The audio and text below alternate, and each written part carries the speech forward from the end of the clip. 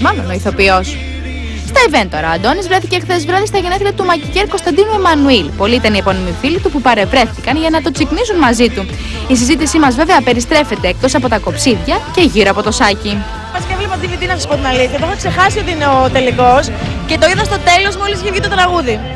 Πολλοί μίλησαν για μια σκιά παραπάνω κάτω από το μάτι του Σάκη, κάτι τέτοιο. Εσύ πώς το είδες? Κάτι άκου. Όλα αυτά τα θεωρώ πολύ δικαιολογημένα όταν υπάρχει ένα σόου. Όταν γίνεται κάτι, είτε είναι άντρας είτε είναι γυναίκα, θεωρώ ότι ο καθένας μπορεί να υποστηρίξει οποιοδήποτε κόνσεπτ.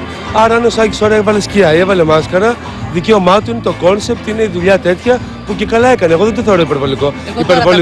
Υπερβολικό θα το θεωρήσω άμα βγει ένας άντρας έξω και βαφτεί. Αλλά εμένα μου άρεσε πολύ. Ένα μοντέλο τέτοια μέρα τι τρώει?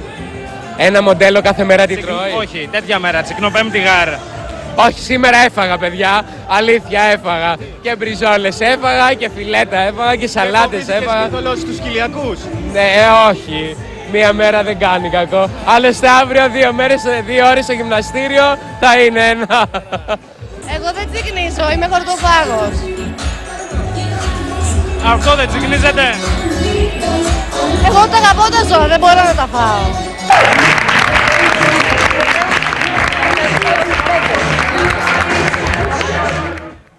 Λοιπόν, αυτά έγιναν που λέτε χθες. Να χαιρόμαστε και τον Κωνσταντίνο Εμμανουήλ που είχε τα γενέθλιά του, που τα γιόρτασε και μια ωραία μέρα, Τσικνοπέμπτη, εκεί δηλαδή, που τέλος.